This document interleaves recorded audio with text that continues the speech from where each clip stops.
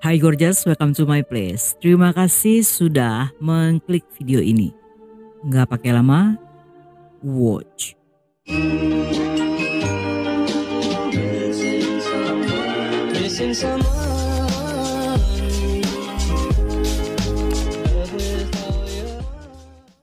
Pada dini hari di tanggal 3 September 2011, kantor polisi kota Luyang yang berada di Provinsi Henan mendapatkan panggilan telepon dari salah seorang warga.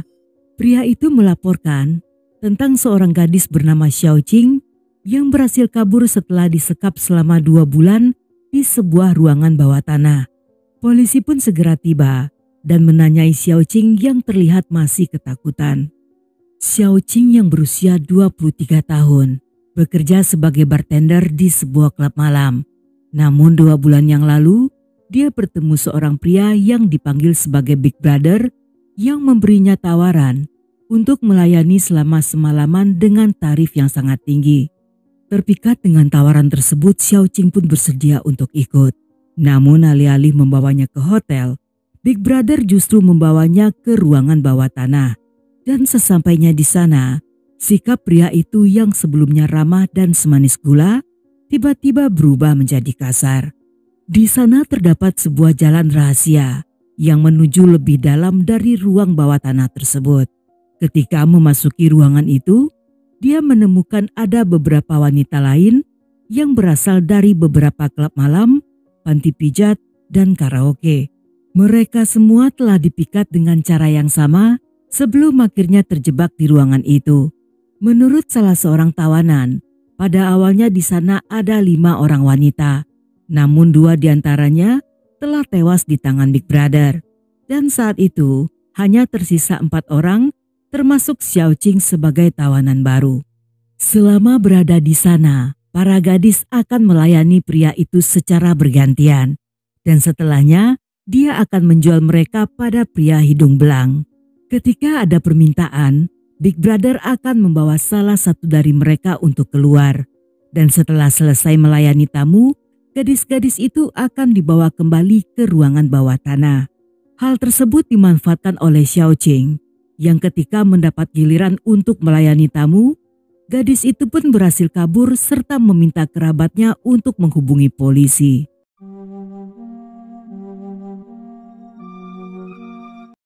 Berdasarkan kesaksian Xiao Qing, jalan rahasia tersebut berada di dalam sebuah kamar basement yang berada di sebuah gedung apartemen. Mendengar ada beberapa korban yang masih disekap, dengan cepat polisi membentuk pasukan khusus yang akan bergerak keesokan paginya. Ruang bawah tanah itu terletak di komplek gedung apartemen King Fo Court yang berada di distrik Sigong. Berbeda dari kebanyakan gedung apartemen di Cina, King Fo Court menyediakan apartemen bawah tanah. Walaupun berada di basement, namun ruangan tersebut memiliki ventilasi udara yang lebih tinggi dari permukaan tanah. Ketika polisi memasuki ruangan itu, mereka melihat kondisi ruangan yang sangat berantakan. Tempat yang juga merupakan markas Big Brother ini dilengkapi dengan sebuah sofa, alat masak, dan sebuah komputer. Setelah melakukan penggeledahan, di balik tumpukan barang-barang, mereka menemukan sebuah lubang yang di atasnya ditutupi dengan cermin. Di sana, terlihat ada sebuah pipa dan kabel yang dimasukkan ke dalamnya. Lubang dengan diameter 50 cm itu hanya muat untuk dimasuki 1 orang dan terdapat tangga untuk turun naik. Beberapa orang polisi yang berhasil turun ke dasar lubang seketika merasa kaget karena lubang yang tadinya berbentuk vertikal tiba-tiba berubah menjadi horizontal. Dan karena hal ini, mereka pun harus merangkak untuk menuju ke ruangan rahasia itu. Lubang yang berbentuk horizontal tersebut memiliki lorong yang lebih panjang.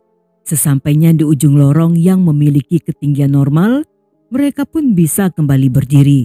Di sana terlihat sebuah ruangan yang merupakan beranda dengan pintu besi yang cukup kokoh. Dengan menggunakan berbagai alat, polisi berhasil membuka pintu tersebut. Namun di balik pintu itu, mereka kembali disambut oleh 5 pintu berikutnya. Saat akan membuka pintu, terdengar suara 3 orang wanita yang bertanya, "Apakah abang sudah pulang?" Ketiga wanita itu mengira jika Big Brother lah yang membuka pintu. Namun saat melihat yang datang adalah polisi, ketiganya tampak kecewa dan menangis. Hal ini membuat polisi merasa heran karena para korban tampaknya tidak senang diselamatkan. Ruangan yang terletak sejauh 60 meter dari permukaan tanah tersebut terasa sangat lembab dengan hawa berbau aneh yang membuat polisi merasa merinding. Udara segar yang masuk hanya berasal dari selang yang dipasang di pintu pertama dan sama sekali tidak banyak membantu.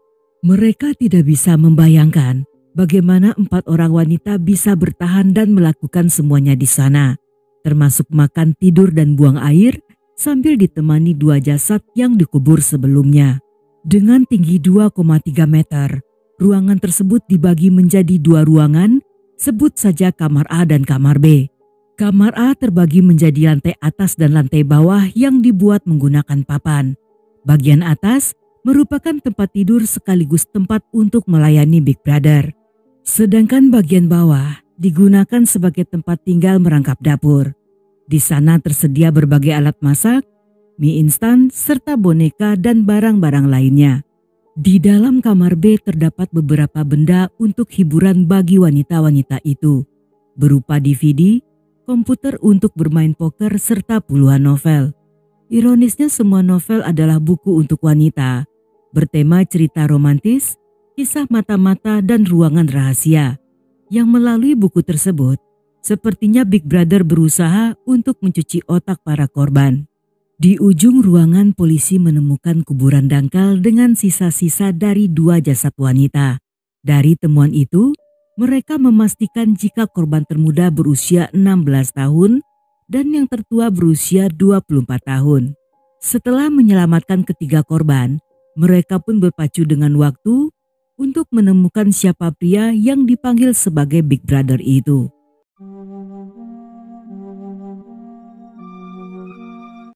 Berdasarkan investigasi, kamar di basement tersebut dinyatakan milik dari seorang wanita sebut saja bernama Mei. Yang setelah ditanyai, Mei pun menduga jika suaminya bernama Lihao terlibat dalam kasus itu. Hal ini juga dikonfirmasi oleh keempat korban dan adik kandung Lihao setelah diperlihatkan foto-foto pria itu. Setelah melakukan pengejaran selama 48 jam, Lihao tertangkap di rumah adik perempuannya. Sesaat setelah mengetahui Xiao Qing berhasil kabur, Lihao yang menyadari akan tertangkap segera melarikan diri dan menceritakan semua perbuatannya pada sang adik. Pada awalnya Lihao adalah seorang petugas pemadam kebakaran yang dipindahkan ke Brigade Penegakan Hukum dari Biro Pengawasan Teknis. Hampir semua rekan kerja menggambarkannya sebagai pria jujur, pendiam, dan pekerja keras. Tidak banyak yang diketahui orang-orang tentang Lihao, namun satu-satunya hobi pria itu adalah menonton film horor. Lihao yang berusia 34 tahun telah menikah dengan istrinya Mei yang berusia 10 tahun lebih muda dan memiliki seorang putra bernama Chan. Setiap bulan Lihao menerima gaji sebanyak 4,2 juta, yang jumlah tersebut tentunya sangat pas-pasan. Karena ingin mendapatkan uang banyak, dia pun berusaha untuk mencari usaha sampingan. Saat itu walaupun sudah mendapat ide bisnis, namun karena seperti kurang menguntungkan dia pun menundanya.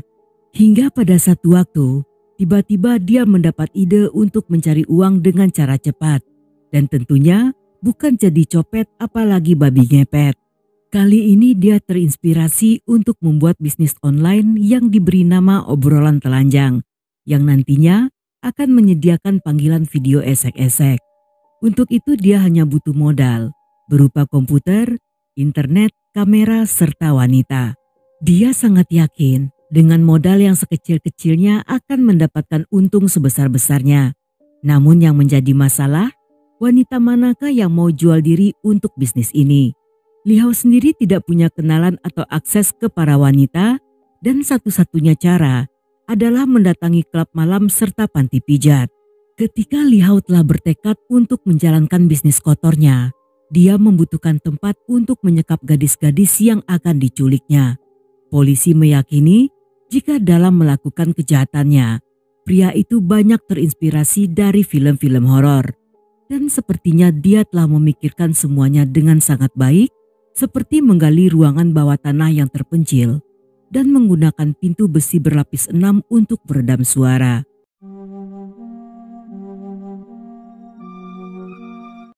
Di tahun 2008, Lee Hao membeli apartemen tersebut dengan menggunakan nama istrinya. Kamar itu sangat sempurna untuk dibuat galian lubang ke bawah tanah. Karena selain tersembunyi, tidak akan ada orang yang melihat, terutama tetangga usil yang berjiwa detektif Conan. Agar sang istri tidak curiga dengan alasan ingin menambah penghasilan, Lee Hao pun mengaku jika di malam hari akan bekerja paruh waktu sebagai petugas keamanan yang bertugas di pintu gerbang apartemen mereka.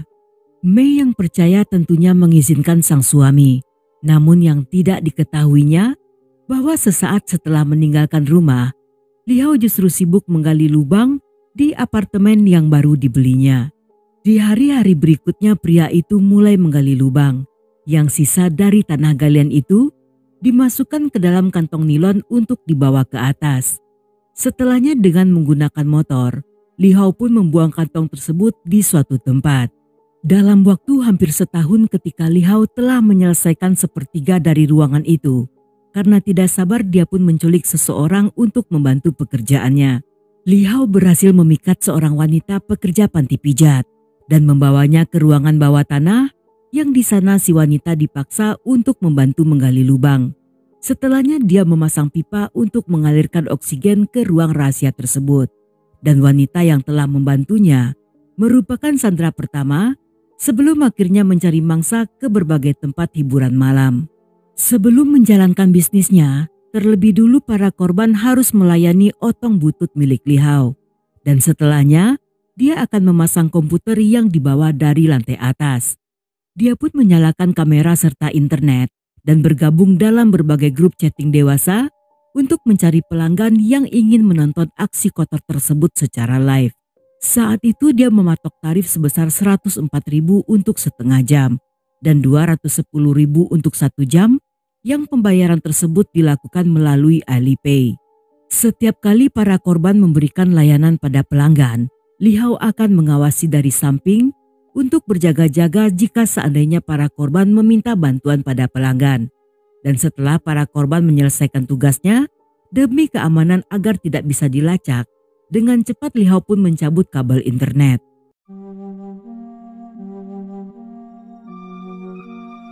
Lee Hao bertanggung jawab atas kehidupan serta makanan para tawanan.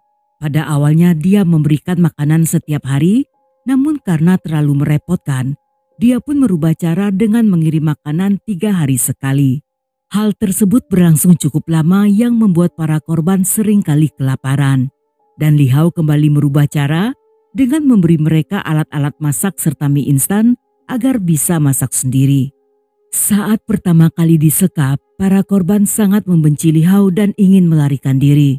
Salah seorang dari mereka bahkan pernah dengan sengaja merusak komputer dan memasukkan catatan darurat ke dalam komputer tersebut, yang bertujuan agar teknisi yang memperbaikinya dapat mengetahui kejadian itu.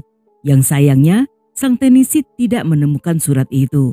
Selain makan dan tidur, para korban juga akan buang air di ruangan yang sama. Dan semua kotoran akan dibuang keluar oleh Lee Hao dalam beberapa waktu tertentu. Agar wanita-wanita itu tidak bosan, Lee Hao pun memberi mereka hiburan berupa DVD dan novel. Dan karena hal ini, perlahan mereka tidak terlalu membenci Lee Hao. Di penghujung tahun 2010, 2 orang korban sebut saja bernama Duan dan Cecil bertengkar akibat saling cemburu atas perhatian Lee Hao. Lee Hao yang mengetahui hal itu justru mengadu domba mereka dan menyuruh keduanya saling bunuh.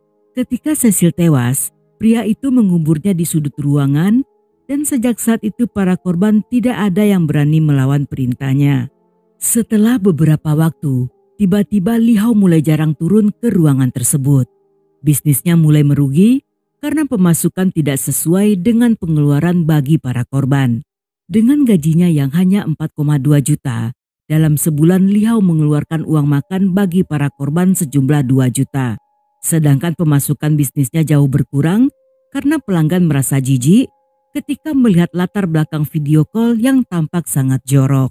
Lee Hao pun merubah bisnisnya dengan menjual para wanita secara langsung pada pria hidung belang.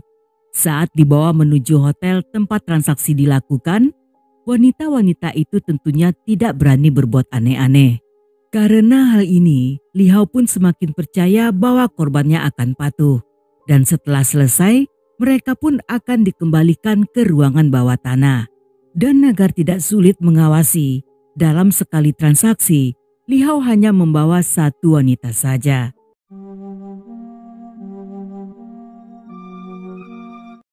Enam bulan setelahnya seorang korban bernama Ying diketahui menderita penyakit menular setelah melayani banyak pelanggan. Karena tidak ingin membawanya ke rumah sakit, Li Hao pun memaksa serta mengancam dua tawanan yang bernama Jiang dan Zhang untuk membunuh Ying.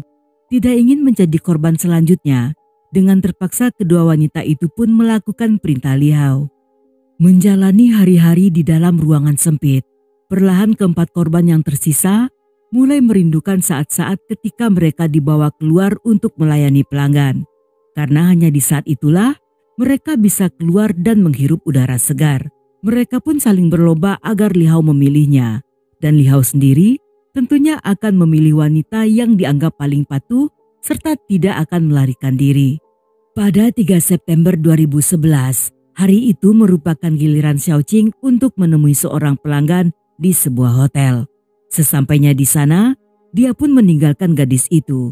Dan untuk menghabiskan waktu, Li Hao pun berjalan-jalan di sekitar hotel.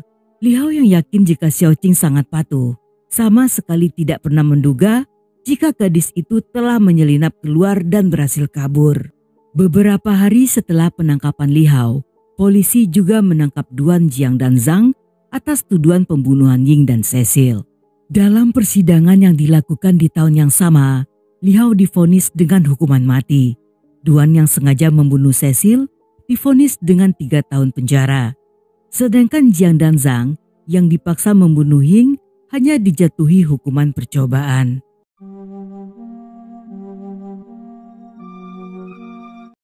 Setelah kejadian tersebut, pemerintah Luoyang menganggap kasus ini sebagai rahasia besar karena beritanya sengaja ditutupi dari publik. Namun seorang reporter bernama Guang melaporkan kejadian tersebut hingga kasus ini pun terungkap. Tetapi tidak lama setelahnya, tiba-tiba polisi mendatangi Guang yang saat itu sedang menginap di hotel dan menuduhnya telah melanggar rahasia negara. Mengingat jika kasus tersebut merupakan tindak pidana, sehingga sangat aneh jika dikategorikan sebagai rahasia negara. Hal ini pun menimbulkan rumor bahwa mungkin saja di balik bisnis kotor yang dilakukan Li Hao telah terjadi sebuah konspirasi yang melibatkan pihak-pihak tertentu atau terdapat campur tangan dari pejabat tinggi. Kecurigaan orang-orang semakin kuat ketika mendengar pengakuan Li Hao yang menggali lubang dengan bantuan seorang wanita. Karena lubang tersebut sangat dalam dan dikerjakan hanya pada malam hari, sehingga mustahil bisa selesai dalam waktu kurang dari setahun. Dan lubang dengan terowongan sempit itu terlihat lebih mirip dilakukan dengan bantuan alat-alat modern, terutama karena letaknya yang jauh ke dalam tanah. Ketiga korban yang selamat dinyatakan mengalami Stockholm Syndrome, yang merupakan gangguan psikologis, di mana korban penculikan justru memiliki rasa empati bahkan rasa cinta pada pelaku. Hal ini bisa saja terjadi karena dalam masa-masa penyekapan, pelaku telah memberikan sedikit perhatian. Korban yang pada awalnya terpaksa patuh hanya untuk bertahan hidup atau agar tidak diserang, perlahan mulai mengembangkan rasa simpati. Pada banyak kasus, para korban bahkan rela membantu pelaku untuk melakukan apapun. Dalam kasus ini, korban bersedia membunuh korban lainnya. Karena merasa cemburu, pelaku membagi perhatian pada wanita lain. Dan ketika polisi menyelamatkan mereka, para korban tampak sangat kecewa. Jika saja waktu itu Xiaoqing tidak menjaga kewarasannya dan ikut-ikutan mencintai pelaku serta tidak kabur dari sana, mungkin saja hingga saat ini mereka masih berada di ruangan bawah tanah. Yang bisa dipastikan akan semakin banyak wanita-wanita yang menghilang.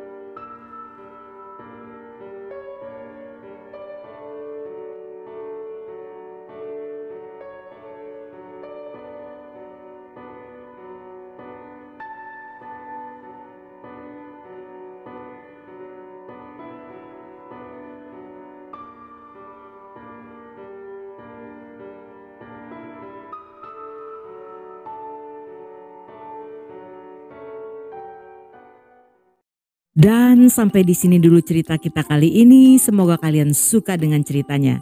Buat yang masih betah hingga akhir, thank you, love you, have a nice day, and then see ya.